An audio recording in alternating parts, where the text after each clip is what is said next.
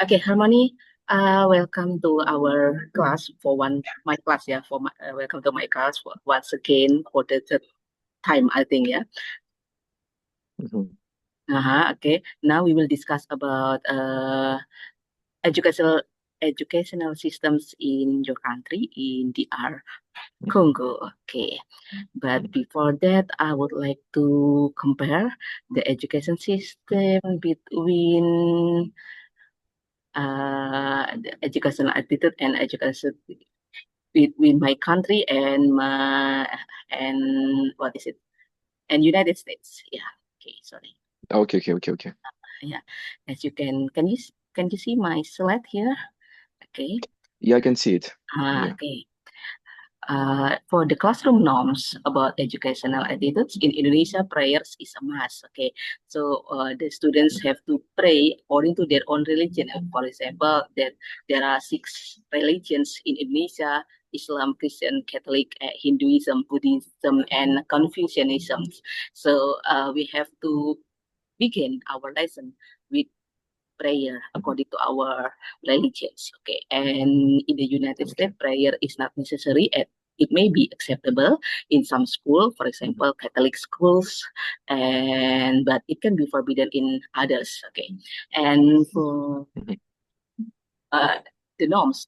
Students cannot eat or drink during the class in Indonesia. They Mm. cannot talk Okay. while the teacher is explaining the lesson, but Mhm. some students are not obedient. They keep on talking and sometimes eating and drinking in the classroom. Okay, they disobey their teachers. But Okay. in the United States, it depends on the teacher. Okay, there are some teachers that allow the students to eat and drink and also talking in the classroom, but the other teachers are strict and do not allow the students to talk with each other and Mm. also to eat and drink. Okay, okay. How about in Congo, Harmony? I think it's kind of the same thing here. Here, I would like first of all to talk about the frame. We have nursery school. It starts Uh, from 3 years old, okay, to oh, five. And yeah, and there they teach things like how to use color, how to sing, and how to write elemental things like 1, 2, 3, okay, some alphabets. And after that, we start with primary school. It for 6 years. You have to start with at 6 years old, and you start there. And I think the structure it's almost the same. It just depends of whether it's a Catholic church, a Christian church, a public, or a state school. But this the rule is the same. For religious school, there are things is related to the way they believe. First of all, before starting classes, they have to pray, for example, okay? But it's not everywhere, it just depends on the school. And inside of school, you're not allowed to eat or to talk while the teacher is teaching. I think it's kind of the same here in my country. okay, now about the teacher and Hello, can students. you? Yeah, okay. Mhm. Sorry. We go to the next section yeah, about the teacher and student relationships. That in Okay, Indonesia. okay, Sorry, can you hear me? okay. Ah, No, I can hear you. I can yeah, hear you. okay, sorry. Okay. In Indonesia, students must obey the teacher's command and remain silent during the class. But in United Okay. States, it depends on the teacher. And for in Mhm. Indonesia, teacher center method, we use teacher center method most of them. So the teacher Mhm. explains, and the students cannot contradict the teacher explanation. But in the United States, there are more student centered, so students can criticize teacher's method and contradict his or her the teacher statements. Okay, and how about in the Mhm. Congo? Is it more similar to Indonesia or United States? I think here it's more like in Indonesia. And Uh, here it's a teacher centered. Okay, the teachers it's like at church. Like you have a preacher, he's the one who speaks from the beginning to the end of the class. But there are some changes for secondary school. They are going to the way that American teach like it's student centered, but it's sort of like difficult. Sometimes we need more materials, but in many cases, it's the teacher who speaks all the time from the beginning to the end of the class, and the teacher or student are supposed to stay silent and follow what he's saying. Okay, now we go to the classroom participations about the instruction Okay. mode is generally traditional, yeah. In Indonesia, generally traditional. So the teacher explains, student take notes, while in the United States, Hmm. students do the presentation because because of the student centers, yeah. So the students do the Hmm. presentation, design the projects, solve problems in groups, and so on. Okay, Indonesia actually Hmm. try to be student centered, but I think it's Hmm. still difficult, yeah. I think so the teacher is more dominant, so the teacher explain and the students take notes. Okay, how about in Congo? In Congo, I think we are more like Indonesian. Okay.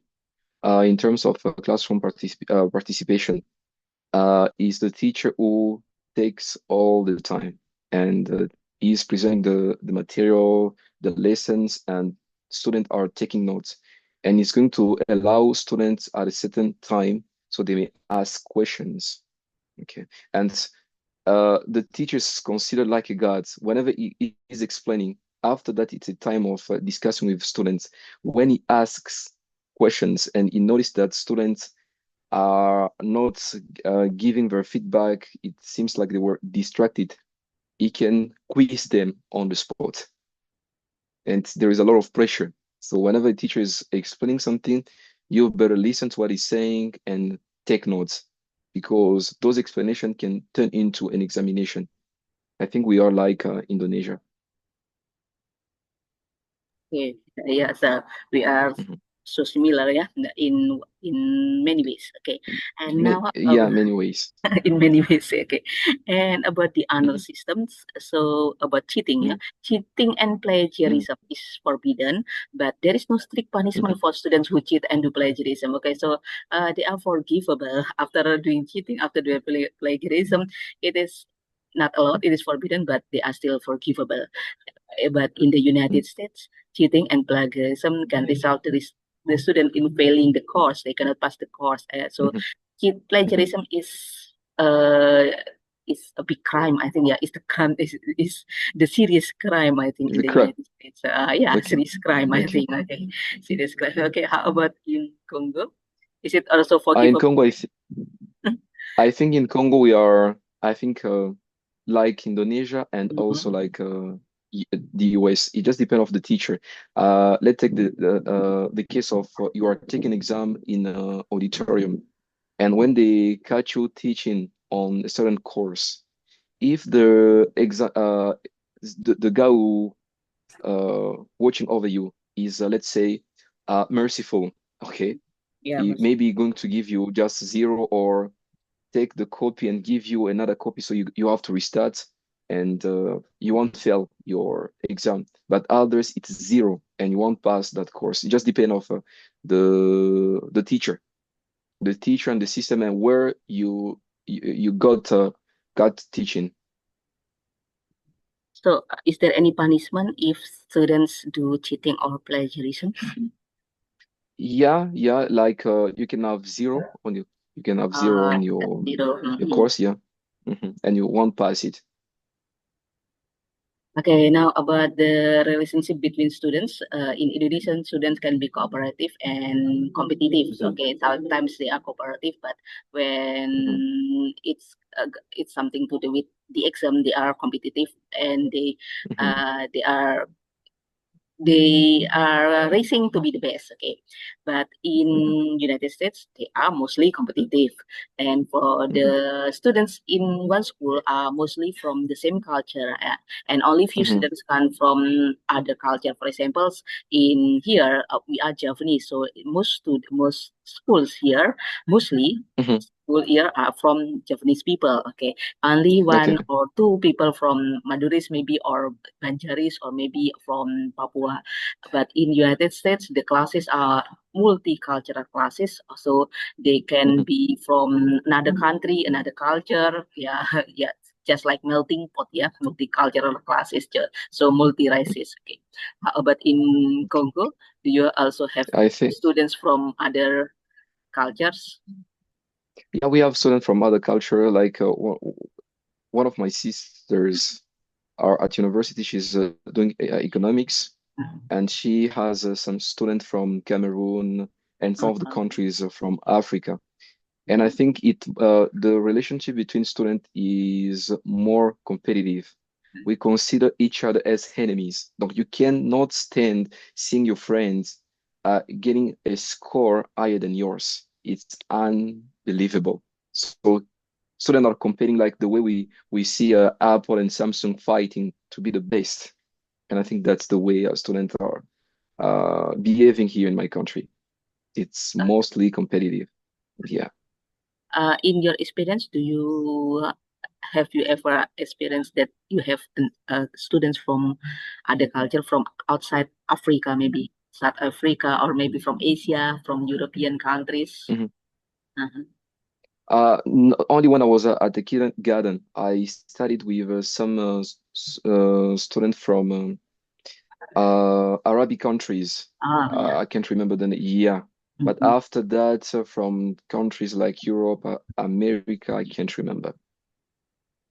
Most of them were in Congo. Yeah, okay. Most of Hmm. it from the okay. Yeah. Next about the educational system in Indonesia. Uh, okay.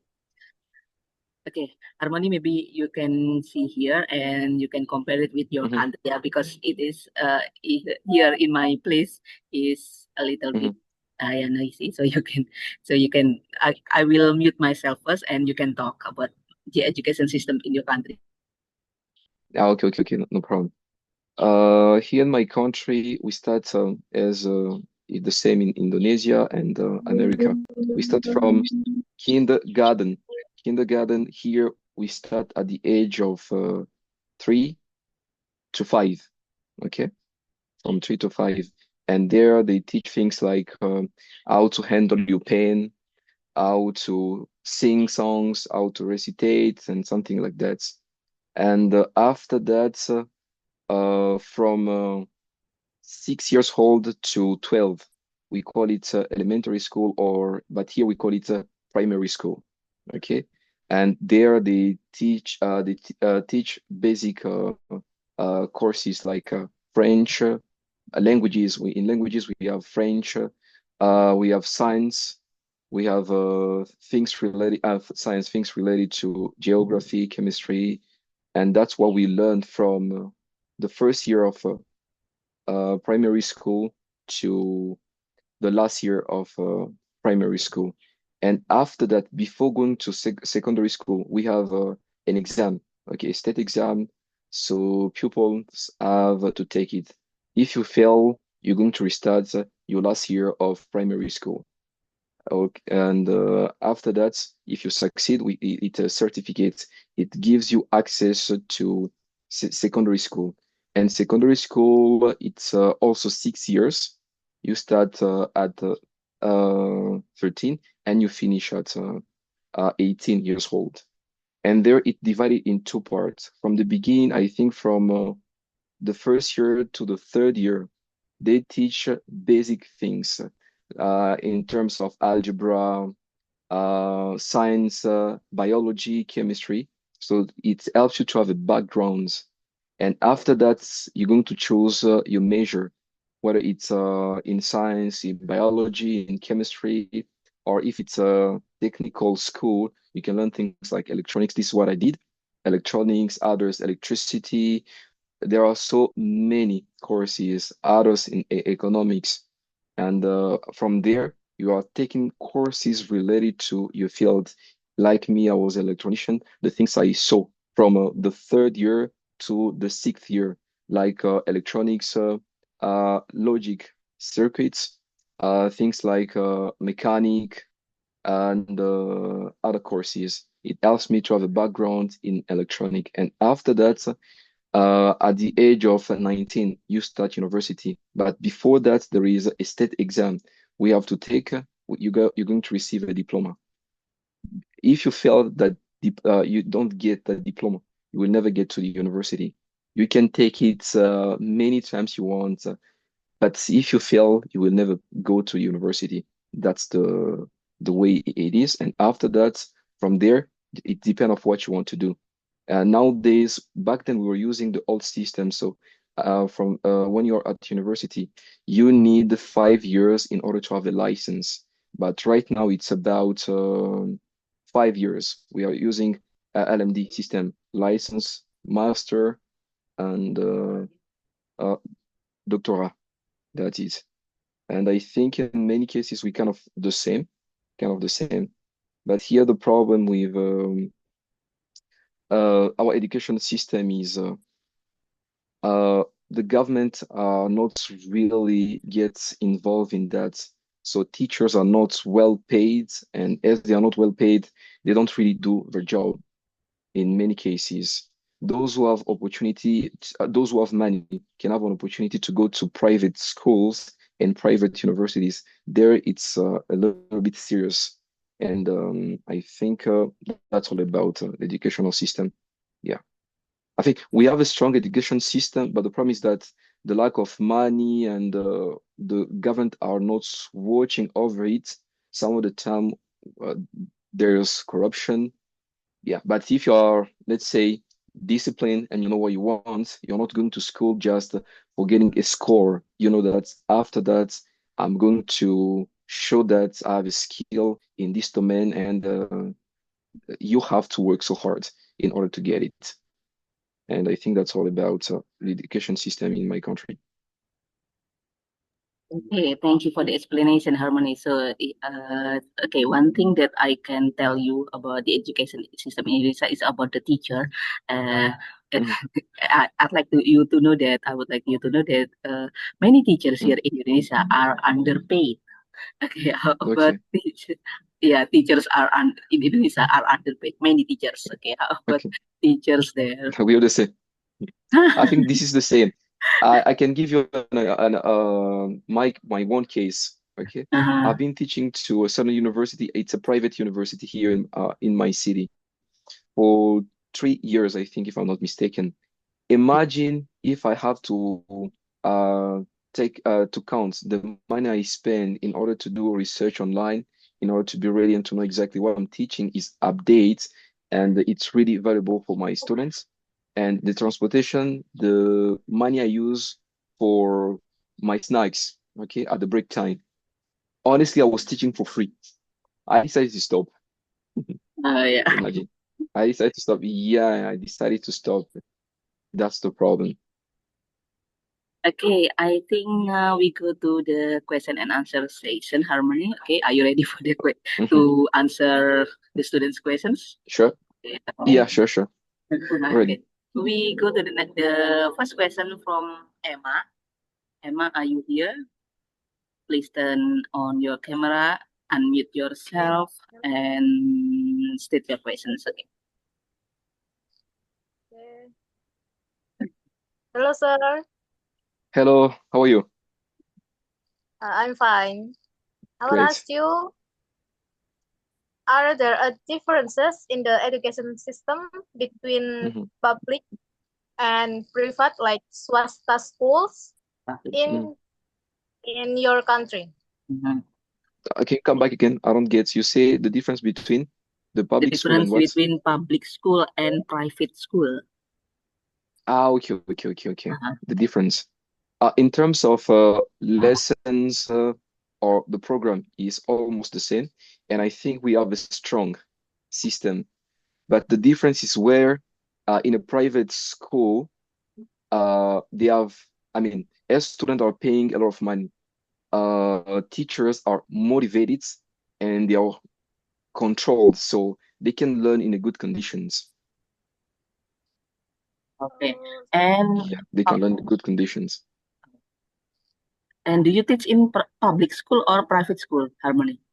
I was teaching in a private school. Okay. Yeah, And private even school. in private school, we have two cases.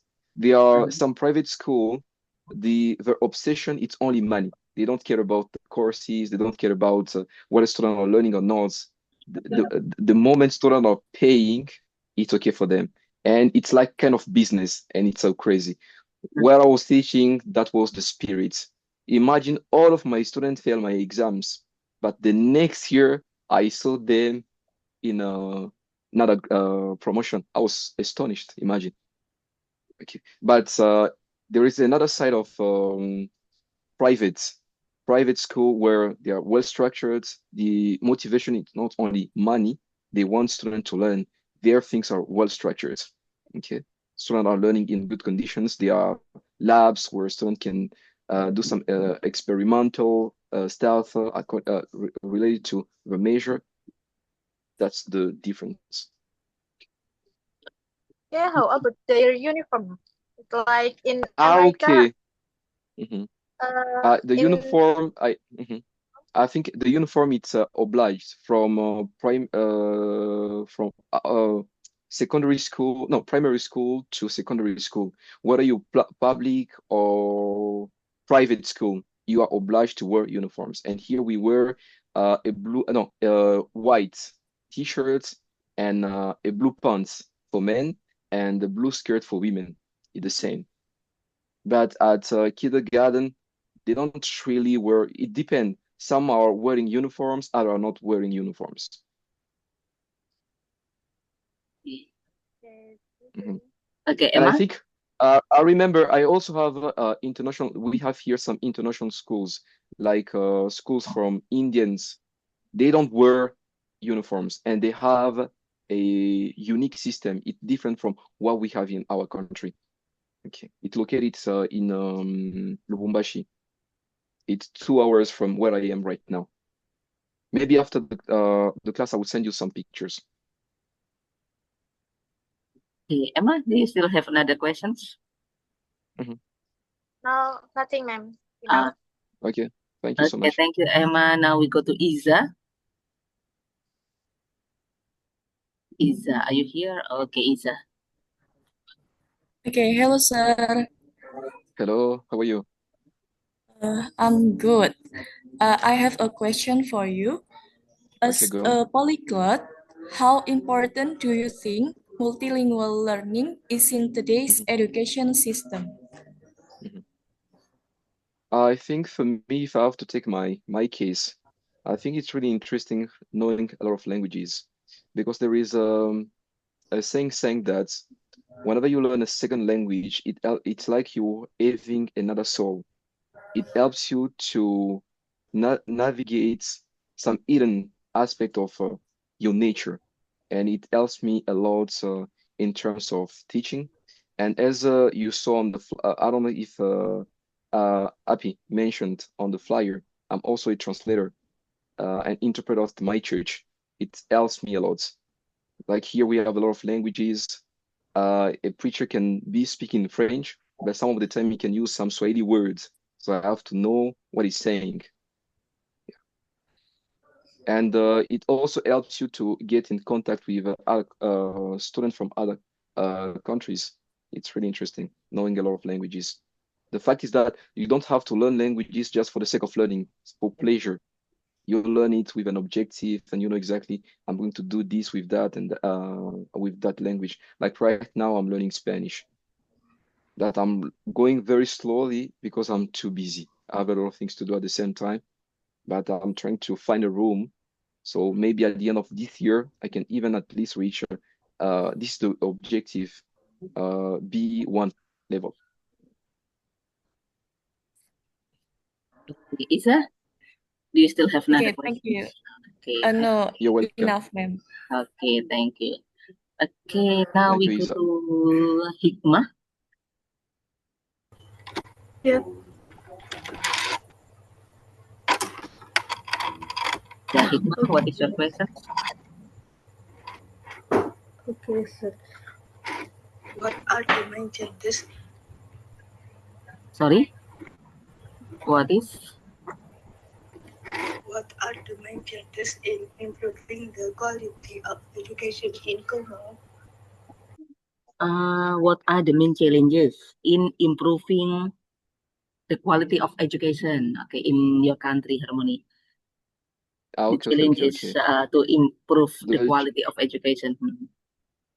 I think first of all, I think the government should get involved in what people are doing, because whenever you do something and you know that somebody is watching over what you do, you're going to be disciplined and do it in a good way.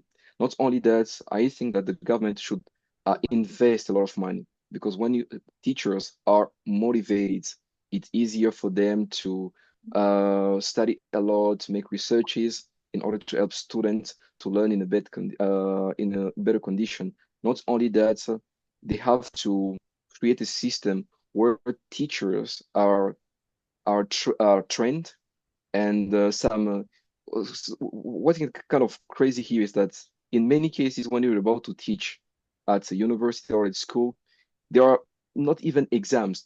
Okay, as for many schools, the only thing they care about is money. They don't care about whether the teacher is competent or not. The only thing they need is just somebody may come here and teach. And I think that's what they have to do. First of all, the government should watch, okay, get involved in what people are doing, whether it's public or um, private schools. Not only that, they have to invest a lot of money in that, and they should also create a system where if you want to teach, they have to check if you have a level required for teaching a specific course. So that's where we'll be sure that students are getting the knowledge from the most skillful teachers.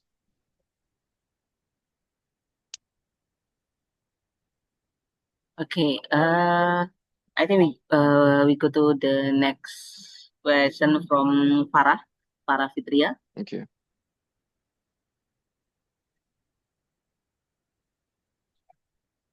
Finally, my video is okay. I can turn on my video. Yeah. Okay, I Farah. wanna Yeah. okay. I wanna ask you a question, sir. How does the Okay, no problem. government and community in Congo help children who have to work and can go to school? Are there any programs to support their education? Yeah.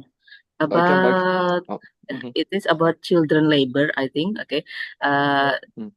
Yeah. In my country, in Indonesia, there are so many children labor. I think in your it is also an issue in your country about children labor. Okay. Yeah. Mhm, And how do the government and communities address this issue about children okay. having to work to support their families' incomes? Okay. Okay, So, okay. is there any I think solution honestly, I think from the government? there is no solution till now. Ah, I take my case. When I was a younger boy, I was working, imagine. I was selling stuff like I don't know if you know it. There are sort of like ice cream when I was a little boy. Okay. I was not really forced by my parents, but I re-understood the hardship of my family.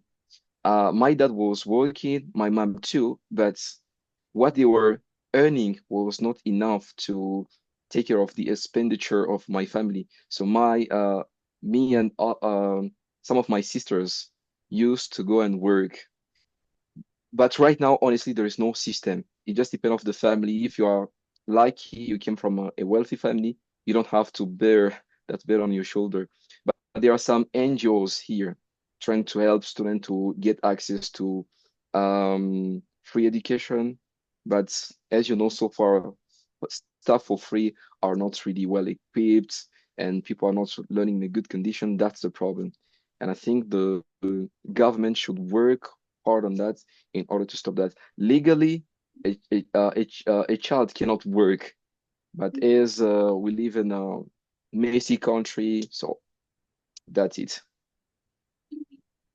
but you and your sister still could go to school, still went to school, even though Yeah, you it was in just sort of helping. like yeah, I just give you an example of my case. Mhm, When I was at primary school, I mhm, was going to school from 6 to about 1 p.m.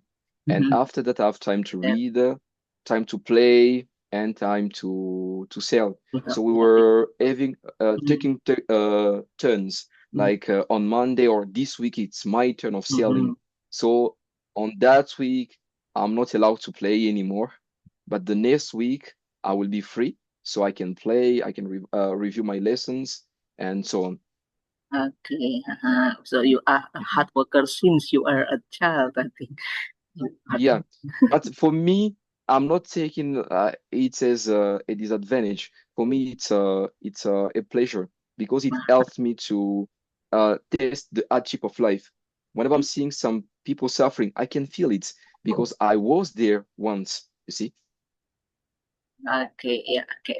Mhm, Okay, I think we go to the next question from Warda. mhm.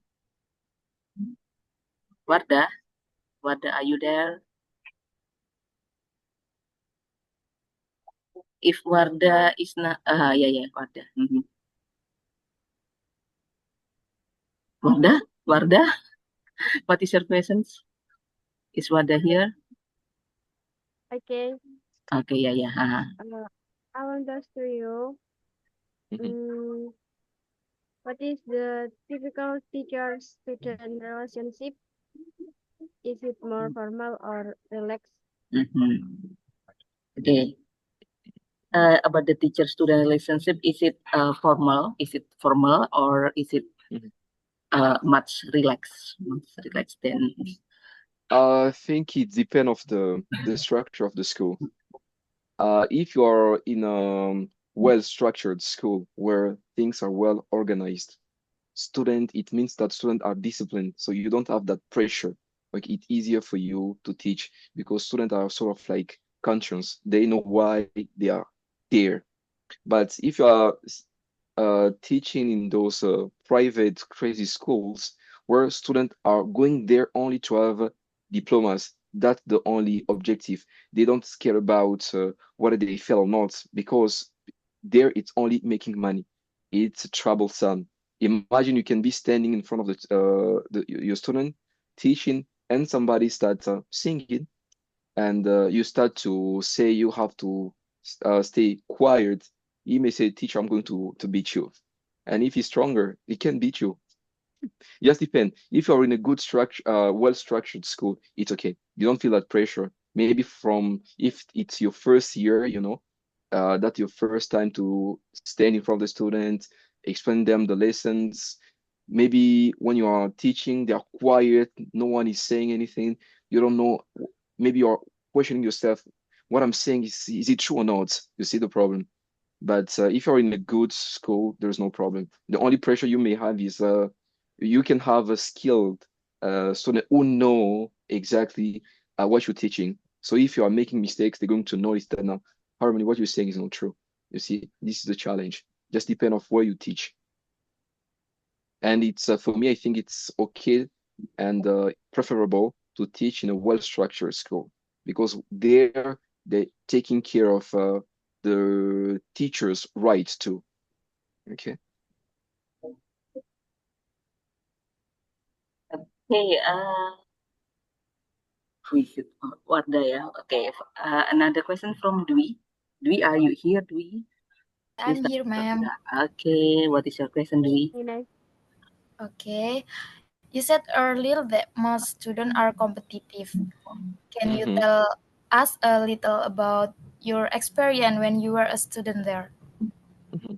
Okay, let me give you an example of my case with one of my friend, Peter, my best friends. We still friend even now.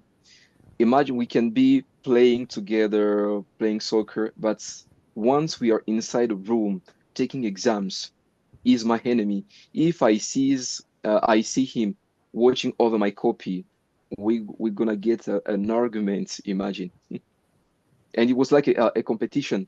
Like if he gets more than me, I was sort of like upset, and the same case happened to him when I get more than his scores. So we were fighting that way, and it helps us to study. You can be at home, I don't know, playing the video game, and when you think about no, right now one of my friend may be reading or revising his lessons, so it means that he knows he knows the answer for the exam. So if we pass the exam, he's going to have more than me. So I will put aside my video game and start reading because of that pressure. I don't want